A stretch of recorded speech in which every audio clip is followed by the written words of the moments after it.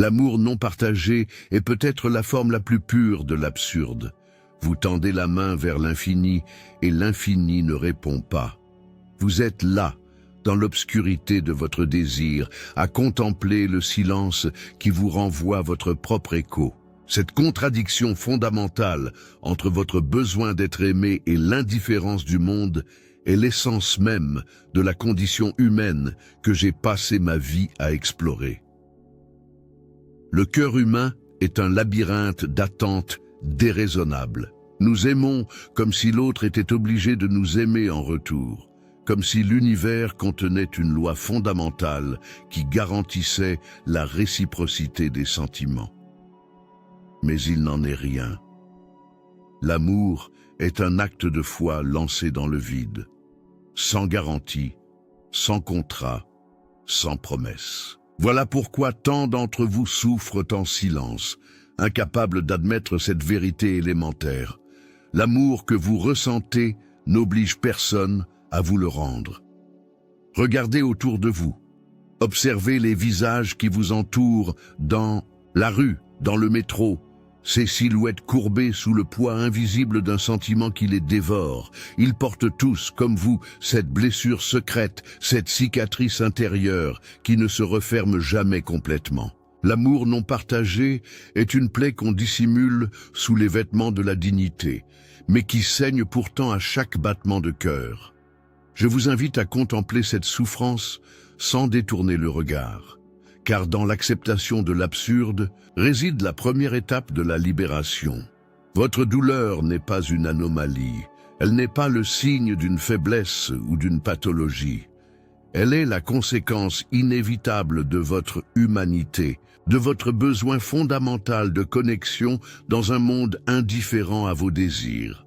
Comprenez bien ceci, ce n'est pas vous qui êtes inadéquat, c'est l'univers lui-même qui est dépourvu de la logique sentimentale que vous lui prêtez. Vous n'êtes pas seul dans cette réalisation. Chaque être humain qui a aimé sans retour a fait face à cette même vérité vertigineuse. Nous sommes condamnés à investir notre cœur dans un jeu dont les règles nous échappent, dont l'issue ne dépend pas de nous. Et pourtant, malgré cette absurdité fondamentale, nous continuons d'aimer. C'est là que réside le véritable mystère de l'existence humaine. Pourquoi persister dans une quête vouée à l'échec? Pourquoi risquer à nouveau la déchirure après avoir été blessé? Parce que l'alternative, ne plus aimer du tout, serait une forme de mort anticipée. En refusant le risque de l'amour, vous refuseriez la vie elle-même, avec son cortège de joies fugaces et de souffrances profondes.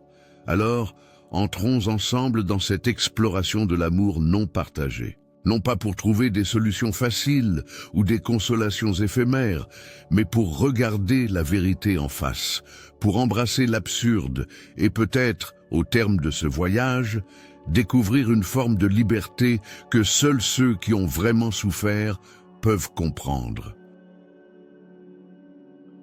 Le désir féminin se dresse comme une énigme dans le désert de l'absurde.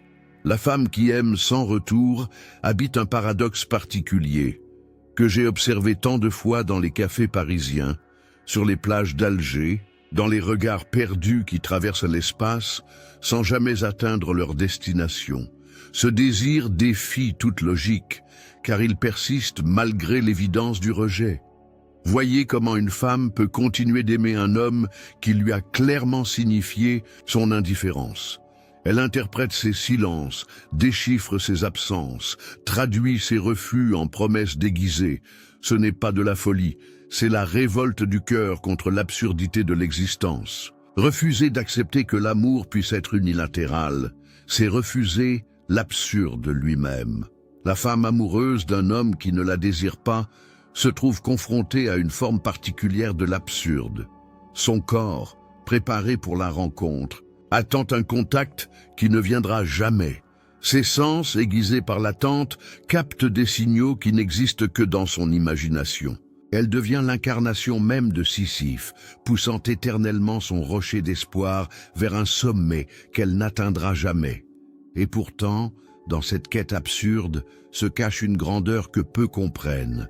Aimer sans retour, c'est aimer de la façon la plus pure qui soit, sans attente de récompense, sans calcul, sans réciprocité. C'est un amour qui se rapproche de l'absolu, détaché des contingences du monde réel. Le désir féminin non partagé révèle une vérité fondamentale. Nous sommes tous, hommes et femmes, des étrangers, les uns pour les autres.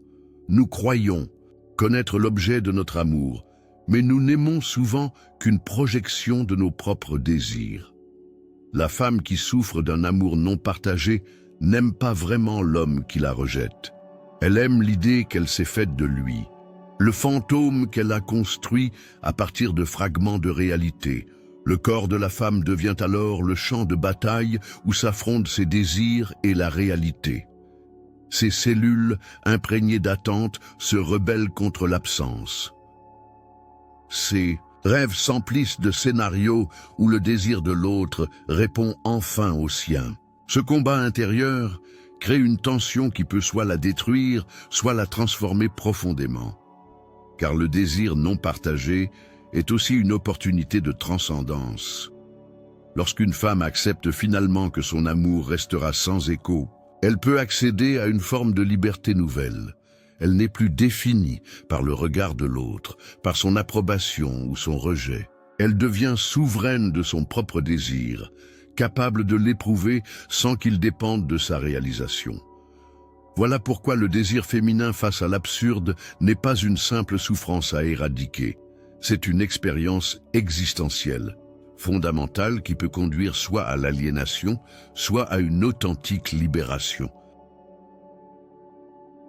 La femme qui aime sans retour développe souvent une carapace de force qui trompe son entourage.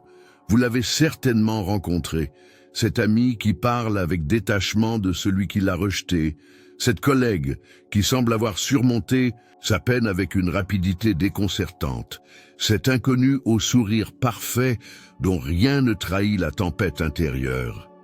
Cette force apparente n'est pas un mensonge, elle est une stratégie de survie face à l'absurde.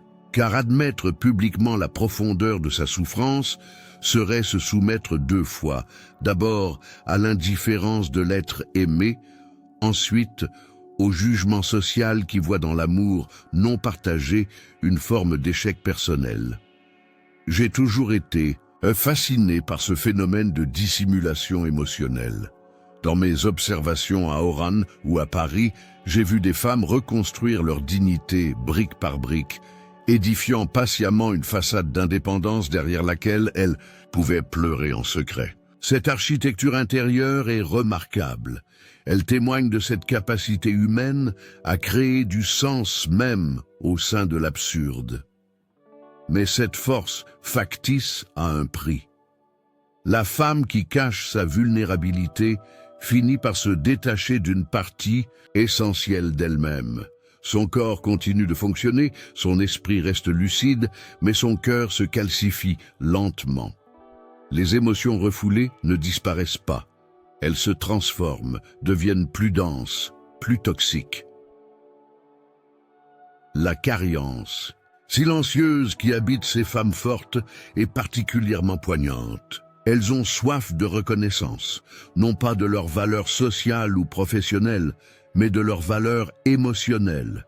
Elles veulent être vues dans leur vulnérabilité, comprises dans leur souffrance. Et c'est précisément ce que l'amour non partagé leur refuse. J'ai observé que cette force apparente se manifeste souvent par une hyperactivité, une présence sociale intensifiée. La femme rejetée devient soudain la plus dynamique du groupe, celle qui organise, qui planifie, qui rit le plus fort. Elle remplit l'espace laissé vacant par l'amour absent, comme si le bruit et le mouvement pouvaient combler le silence de son cœur. Cette stratégie peut fonctionner un temps. Le monde extérieur y croit, applaudit même cette résilience apparente. Mais la nuit, dans la solitude de sa chambre, cette même femme se retrouve face à la vérité nue de son désir insatisfait. C'est là, dans ces moments de lucidité, douloureuse, qu'elle touche véritablement à l'absurde. La vraie force ne consiste pas à nier sa vulnérabilité, mais à l'accepter comme partie intégrante de l'expérience humaine. Assumer sa souffrance sans chercher à la déguiser, c'est faire preuve d'un courage authentique face à l'absurdité de l'existence. C'est accepter que l'amour, comme la vie elle-même, n'a pas de sens intrinsèque autre que celui que nous lui donnons. Dans l'univers de l'amour non partagé, la sexualité devient souvent un territoire complexe, un champ de bataille où s'affrontent désirs authentiques et tentatives désespérées d'oubli. J'ai observé ce phénomène à maintes reprises. La femme rejetée par celui qu'elle aime cherche dans d'autres corps une consolation, une validation, parfois même une vengeance contre l'indifférence qui l'a blessée. Le sexe sans amour n'est pas en soi problématique. J'ai toujours défendu la liberté des corps contre la morale conventionnelle. Mais le sexe, comme antidote à la douleur de l'amour non partagé, relève d'une autre logique. Il devient un acte de révolte contre l'absurde, une tentative désespérée de prouver qu'on peut encore être désiré, même si ce n'est pas par la personne qu'on désire. Ces corps qui s'entrelacent dans l'obscurité des chambres anonymes ne cherchent pas vraiment le plaisir. Ils cherchent l'oubli temporaire, la dissolution momentanée de la conscience dans la sensation pure. Pendant ces quelques minutes d'extase physique, la douleur de l'amour non partagé s'estompe, remplacée par une communion illusoire avec un autre être humain. J'ai connu à Alger une femme remarquable, qui, après avoir été abandonnée par l'homme qu'elle aimait, s'était lancée dans une quête frénétique de liaison sans lendemain. Son corps devenait chaque soir un instrument de guerre contre le souvenir qui la hantait. Chaque orgasme efface un peu son visage, m'avait-elle confié un jour, avec ce mélange de lucidité et de désespoir qui caractérise souvent ceux qui vivent pleinement l'absurde. Mais cette stratégie est vouée à l'échec. Le corps peut momentanément oublier, mais la conscience revient toujours plus lucide, plus douloureuse après chaque tentative d'évasion. L'amour non partagé ne se dissout pas dans la multiplicité des expériences sexuelles. Au contraire, il peut s'y cristalliser davantage, chaque nouvelle rencontre servant de miroir à l'absence de l'être aimé. La sexualité devient alors un paradoxe vivant, à la fois bouclier contre la douleur et amplificateur de celle-ci. Car chaque caresse reçue d'un autre rappelle celles qui ne viendront jamais de l'être désiré. Chaque étreinte avec un inconnu souligne par contraste l'absence de l'unique étreinte véritablement souhaitée. Ce que j'ai observé, c'est que la femme qui utilise ainsi sa sexualité comme rempart contre le vide finit souvent par se dissocier de son propre corps. Elle est là, présente physiquement dans l'acte, mais son esprit erre ailleurs, dans les territoires imaginaires où son amour serait enfin partagé. Cette dissociation peut devenir chronique, transformant la sexualité en une performance mécanique dépourvue de toute connexion authentique. La véritable libération ne passe pas par la multiplication des expériences sexuelles, mais par l'acceptation lucide de la réalité de l'amour non partagé. Utiliser son corps comme un instrument d'oubli, c'est perpétuer l'illusion qu'on peut échapper à l'absurde. Or, comme je l'ai toujours soutenu, la seule attitude digne face à l'absurde est de l'affronter en pleine conscience, sans se dérober. L'amour non partagé place la femme dans une contradiction déchirante entre le besoin de contrôle et le désir d'abandon. J'ai observé cette dualité troublante chez tant de femmes confrontées à l'indifférence de l'être aimé. D'un côté, elles tentent désespérément de maîtriser la situation, de calculer chaque geste, chaque mot, comme si l'amour pouvait être conquis par la stratégie. De l'autre, elles rêvent de s'abandonner complètement, de se perdre dans l'autre, de disparaître en tant qu'individus séparés. Cette contradiction est particulièrement douloureuse car elle touche à l'essence même de l'existence humaine. Nous sommes des êtres de conscience, capables de planification et de contrôle, mais aussi des êtres de désir, aspirant à la fusion, à la perte de soi. L'amour non partagé exacerbe cette tension fondamentale jusqu'à la rendre insupportable. La femme qui aime sans retour devient souvent experte en analyse comportementale. Elle scrute les moindres signes, déchiffre les plus infimes variations dans l'attitude de l'être aimé. Elle développe une hypervigilance qui confine parfois à l'obsession.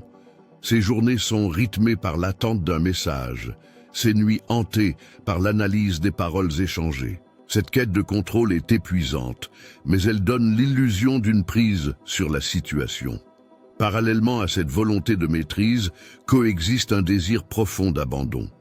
Dans ses rêveries secrètes, cette même femme s'imagine submergée par l'amour de l'autre, emportée par une force qui la dépasse, libérée du poids de sa propre conscience. Ce fantasme d'abandon représente l'exact opposé de la posture de contrôle qu'elle adopte au quotidien. J'ai connu à Paris une femme brillante, professeure de mathématiques, qui avait réduit son amour non partagé à une série d'équations improbabilistes. Elle calculait ses chances, optimisait ses interventions, transformait son désir en problème logique à résoudre.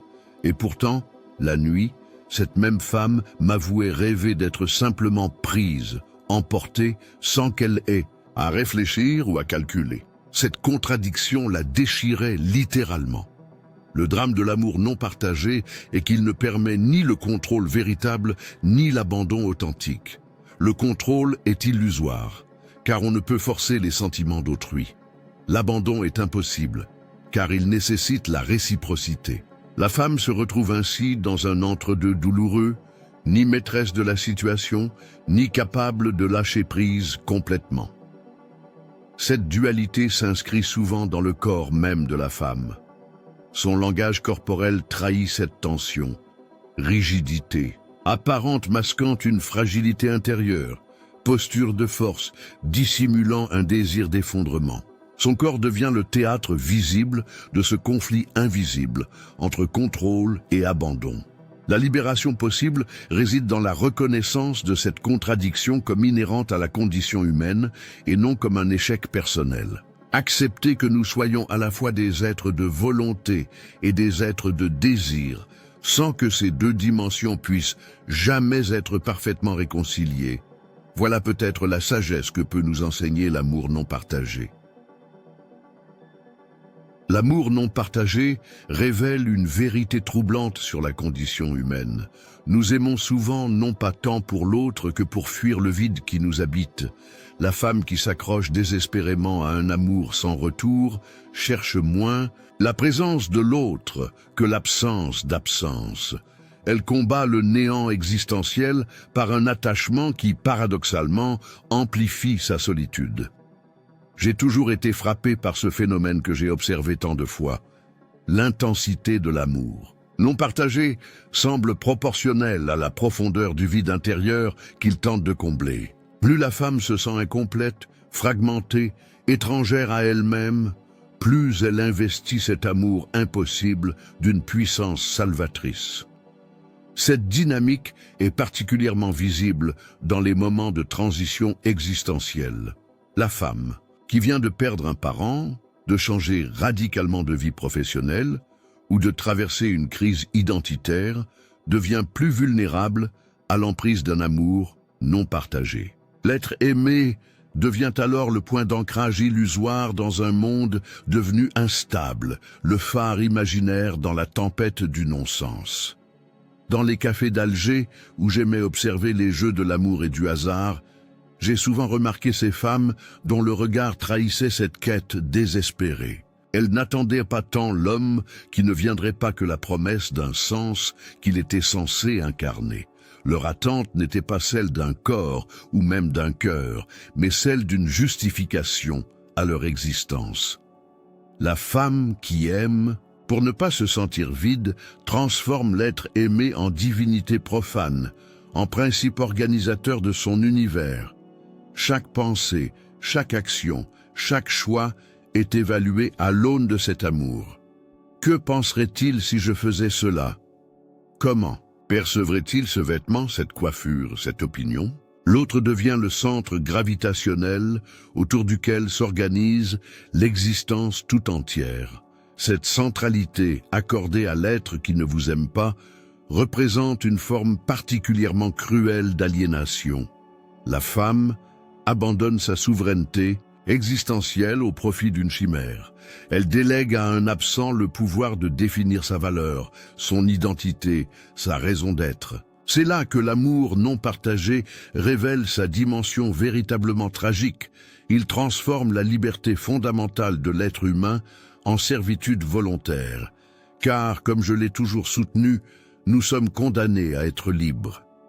Même dans l'amour le plus fusionnel, chacun reste irrémédiablement séparé, responsable de ses choix, créateur de son propre sens. L'amour non partagé comme fuite du néant représente un déni de cette liberté essentielle, un refus de la responsabilité existentielle qui nous incombe.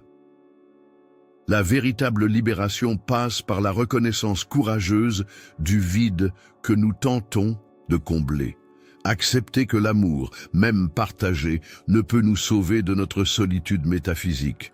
Comprendre que le néant n'est pas un ennemi à combattre, mais le fond même sur lequel nous peignons les couleurs de notre existence. L'une des réactions les plus communes face à l'amour non partagé est le repli dans une indépendance ostentatoire.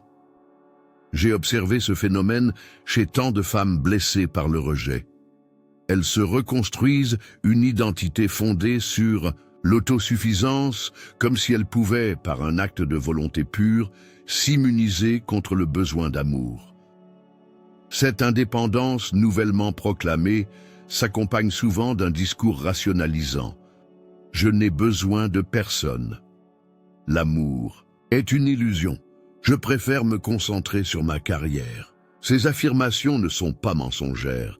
Elles sont des tentatives désespérées de donner un sens à la souffrance, de transformer la blessure du rejet en choix délibéré.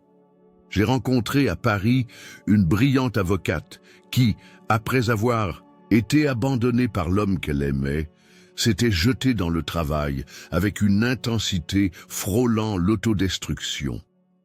Son cabinet était devenu sa forteresse. Son agenda surchargeait son bouclier contre l'intrusion des sentiments.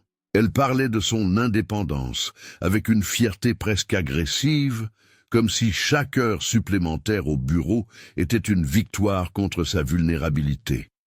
Ce qui m'a frappé chez cette femme, comme chez tant d'autres dans sa situation, c'est la contradiction entre le discours et le corps. Tandis que sa voix affirmait son détachement, ses yeux cherchaient désespérément l'approbation, la connexion. Ses gestes trahissaient une tension permanente, comme si tout son être était mobilisé pour maintenir cette façade d'autosuffisance. Car l'indépendance, comme réaction à l'amour non partagé, n'est pas un état naturel. C'est une posture de défense qui exige une vigilance constante. La femme qui s'y réfugie doit sans cesse lutter contre sa propre nature sociale, contre ce besoin fondamental de connexion qui définit l'être humain. Cette lutte invisible l'épuise, creuse en elle un fossé entre ce qu'elle prétend être et ce qu'elle ressent vraiment. La peur qui se cache derrière cette indépendance est multiforme.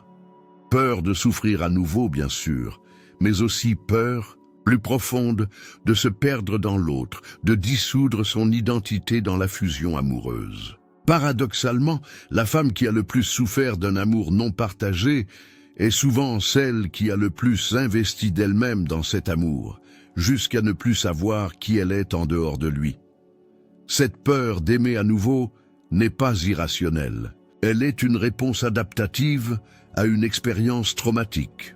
Le problème survient lorsque cette protection temporaire se transforme en prison permanente. L'indépendance, conçue initialement comme un refuge, devient alors une cellule dont la femme jette elle-même la clé. J'ai observé que cette indépendance défensive s'accompagne souvent d'un jugement sévère envers les autres femmes qui s'abandonnent visiblement à l'amour. Comme si la vulnérabilité des autres représentait une menace pour sa propre forteresse émotionnelle. Cette sévérité cache en réalité une envie inavouable, celle de pouvoir, comme ces femmes jugées faibles, s'abandonner à nouveau, sans calcul, sans protection. La véritable libération ne consiste pas à nier notre besoin fondamental de connexion, mais à l'accepter tout en reconnaissant notre capacité à survivre à sa frustration. L'indépendance authentique n'est pas l'absence de besoin, c'est la capacité à assumer pleinement notre vulnérabilité sans la projeter sur l'autre sous forme d'exigence ou d'attente. L'amour non partagé se nourrit souvent d'une idéalisation qui confine à la mystification. La femme qui aime sans retour ne désire pas l'homme réel. Elle désire une construction imaginaire, un personnage qu'elle a façonné à partir de fragments de réalité augmentés par ses projections. Cette idéalisation n'est pas un simple mécanisme psychologique. Elle est une révolte contre l'absurdité du réel. Face à un monde dépourvu de transcendance, l'être humain cherche désespérément à créer du sacré. L'amour romantique, avec ses promesses d'absolu et d'éternité, représente l'une des dernières formes de transcendance accessibles dans notre monde désenchanté. J'ai observé ce phénomène dans toute sa complexité lors de mes années à Paris. Une jeune femme, écrivaine prometteuse, s'était éprise d'un homme qu'elle avait à peine croisé dans quelques soirées littéraires. À partir de ces rencontres fugaces, elle avait construit tout un roman intérieur, prêtant à cet homme des qualités, des profondeurs, des intentions qui n'existaient que dans son imagination. Le plus fascinant était sa capacité à intégrer les déceptions dans son récit idéalisé. Chaque fois que l'homme réel ne correspondait pas à son image fantasmée, ce qui arrivait inévitablement, elle trouvait une explication qui préservait l'intégrité de son idéal. S'il se montrait distant, c'était la preuve de sa profondeur. S'il était blessant, c'était le signe d'une souffrance secrète qu'elle seule pouvait comprendre. Cette idéalisation romantique agit comme une prison aux barreaux invisibles. La femme qui s'y enferme perd progressivement contact avec la réalité. Les autres hommes, potentiellement disponibles et compatibles, deviennent invisibles ou sont jugés systématiquement insuffisants par rapport à l'idéal inaccessible. Les joies simples du quotidien perdent leur saveur, éclipsées par l'attente d'un bonheur absolu qui ne viendra jamais. Plus insidieusement encore, cette idéalisation déforme la perception que la femme a d'elle-même. Elle se voit uniquement à travers le prisme de cet amour imaginaire, comme si son identité tout entière se réduisait à son rôle dans ce récit romanesque. Elle devient le personnage féminin d'une histoire d'amour qui n'existe que dans son esprit. La puissance de cette idéalisation vient de ce qu'elle répond à un besoin métaphysique profond, celui de donner un sens transcendant à l'existence. L'amour romantique, tel qu'il est célébré dans notre culture, promet ce que la religion offrait autrefois: l'appartenance à quelque chose de plus grand que soi, l'accès à une forme d'éternité, la rédemption de notre finitude. L'amour non partagé exacerbe cette dimension religieuse. L'être aimé devient une divinité capricieuse, dont il faut interpréter les signes, apaiser la colère, mériter l'amour. La femme se transforme en prêtresse d'un culte privé, accumule les rituels et les sacrifices dans l'espoir d'une révélation qui ne vient jamais. Cette sacralisation de l'amour représente peut-être la prison la plus difficile à quitter. Car abandonner l'idéal romantique, c'est non seulement renoncer à un espoir personnel, mais aussi affronter l'absurdité fondamentale de l'existence. C'est accepter que l'amour, comme la vie elle-même, n'a pas de sens intrinsèque autre que celui que nous lui donnons. Le silence émotionnel est peut-être la manifestation la plus destructrice de l'amour non partagé. Non pas le silence externe, l'absence de communication verbale, mais ce silence intérieur plus profond, l'incapacité à reconnaître et à exprimer authentiquement ses émotions. La femme qui aime sans retour développe souvent une relation complexe avec sa propre vérité émotionnelle. Par peur du rejet final, elle s'interdit d'exprimer clairement ses sentiments. Elle préfère l'ambiguïté qui préserve un espoir ténu à la clarté qui pourrait anéantir toute possibilité. Ce silence émotionnel crée une distorsion fondamentale dans la relation. L'homme, face à une femme qui n'exprime pas clairement ses attentes, ses déceptions, ses besoins, développe sa propre interprétation de la situation. Cette interprétation, nécessairement incomplète, alimente à son tour les malentendus et les non-dits. J'ai observé ce phénomène maintes fois dans les couples que je fréquentais à Paris. Une femme brillante, médecin renommé, aimait passionnément un écrivain qui la considérait comme une simple amie. Au lieu d'exprimer clairement son désir, elle se cantonnait dans un rôle d'amie compréhensive, de confidente attentive. Chaque conversation était pour elle un exercice d'équilibriste, suffisamment proche pour maintenir le lien, suffisamment distante pour ne pas révéler l'intensité de ses sentiments. Ce silence émotionnel avait transformé leur relation en un théâtre d'ombre où chacun jouait un rôle qui ne correspondait pas à sa vérité intérieure. L'homme, inconscient de l'amour qui l'inspirait, se comportait avec une liberté qui blessait constamment la femme. Celle-ci, incapable d'exprimer sa souffrance, transformait cette douleur en ressentiment silencieux qui empoisonnait progressivement leur amitié. Le paradoxe de ce silence est qu'il naît souvent d'une peur de perdre l'autre, alors qu'il garantit précisément l'impossibilité d'une connexion authentique. Car l'absence de vérité émotionnelle crée une relation fondée sur des prémices fausses, sur des attentes non formulées, sur des contrats implicites que l'autre n'a jamais signés. Cette dissimulation des émotions s'inscrit directement dans le corps de la femme. Son langage non-verbal trahit ce qu'elle tente de cacher. Tension musculaire, regard fuyant, rire forcé, gestes contraints.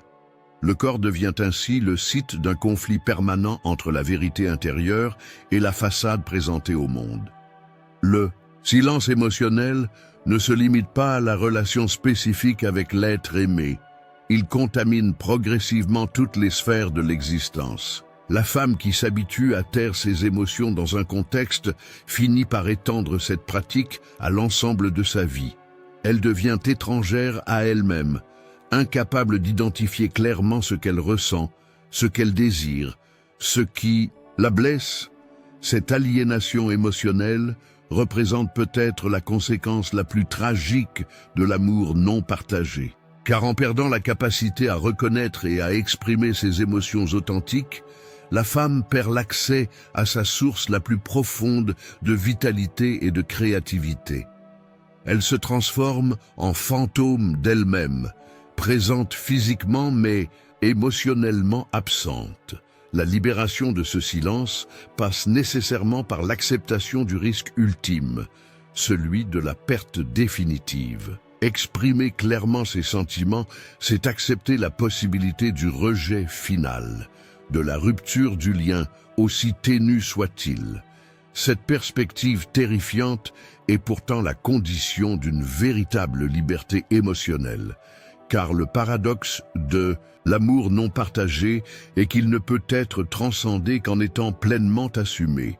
C'est seulement en acceptant la vérité de notre désir et la réalité de son non-accomplissement que nous pouvons commencer à nous libérer de son emprise. Le silence émotionnel perpétue l'illusion. Seule la parole authentique peut initier la guérison. Nous voici arrivés au terme de cette exploration de l'amour non partagé. Que reste-t-il à dire, sinon cette vérité essentielle que j'ai défendue toute ma vie? C'est dans l'acceptation lucide de l'absurde que réside notre seule liberté, véritable. L'amour non partagé constitue peut-être l'expérience la plus pure de l'absurde. Il nous confronte à cette contradiction fondamentale. L'intensité de notre désir n'a aucune influence sur la réalité extérieure. Nous pouvons aimer de toutes nos forces, avec toute l'authenticité dont nous sommes capables, sans que cela ne change rien à l'indifférence de l'être aimé. Cette disproportion vertigineuse entre notre investissement émotionnel et son absence, l'impact sur le réel, nous place face à un choix existentiel fondamental. Nous pouvons soit nous révolter contre cette injustice perçue, soit l'accepter comme une condition inhérente à notre existence humaine. La révolte prend de multiples formes que nous avons explorées ensemble. Idéalisation excessive, déni de la réalité, manipulation, fuite dans d'autres relations, construction d'une indépendance factice. Toutes ces stratégies partagent un même objectif: refuser l'absurdité de la situation, lui imposer une logique, un sens qui n'existe pas intrinsèquement. L'acceptation, en revanche, consiste à regarder la vérité en face, sans détourner le regard. J'aime quelqu'un qui ne m'aime pas en retour, et cette situation n'a pas de sens, pas de justice, pas de finalité cachée. Elle est simplement dans sa brutalité nue, dans son absurdité fondamentale. Cette acceptation n'est pas résignation passive, elle est au contraire le point de départ d'une liberté nouvelle. Car, en renonçant à l'illusion de contrôle, en abandonnant l'espoir d'un miracle sentimental, la femme récupère l'énergie immense qu'elle investissait dans sa lutte contre la réalité. Cette énergie peut alors être réorientée vers la création d'une vie qui a du sens pour elle-même, indépendamment du regard de l'autre. J'ai connu à Alger une femme extraordinaire qui, après des années d'amour non partagé pour un homme indifférent, avait finalement accepté l'absurdité de sa situation. Elle ne s'était pas guérie de son amour. Elle avait simplement cessé de croire qu'il devait nécessairement être réciproque pour avoir de la valeur. Elle avait continué d'aimer, mais sans attente, sans projection, sans exigence. Parallèlement, elle avait construit une existence riche, créative, ouverte aux autres et au monde. Cette femme incarnait ce que j'appelle la révolte lucide face à l'absurde. Elle n'avait pas nié l'absurdité de sa situation amoureuse, mais elle avait refusé que cette absurdité définisse l'ensemble de son existence. Elle avait créé du sens dans un univers qui en était dépourvu. Car c'est là que réside notre grandeur humaine, dans cette capacité à créer de la valeur même au sein de l'absurde. L'amour non partagé peut devenir, paradoxalement, une expérience de libération s'il nous conduit à cette prise de conscience fondamentale. Nous sommes les seuls créateurs du sens de notre existence. La femme qui embrasse l'absurdité de son amour non partagé peut transformer cette souffrance en connaissance profonde d'elle-même. Qui suis-je en dehors de cet amour ? Quelles sont mes véritables aspirations, mes désirs authentiques, mes valeurs essentielles? L'amour non partagé, en nous dépouillant des illusions romantiques, peut nous ramener à une forme de vérité existentielle fondamentale. Cette lucidité n'exclut pas l'espoir d'aimer à nouveau, d'être aimé en retour. Mais elle transforme la nature même de cet espoir. Il ne s'agit plus d'attendre une complétude impossible, une fusion qui comblerait notre vide existentiel. Il s'agit plutôt d'envisager l'amour comme une rencontre entre deux êtres complets, chacun responsable de son propre sens, chacun créateur de sa propre vie. Si vous vous reconnaissez dans ce portrait de l'amour non partagé, sachez que votre souffrance n'est pas vaine.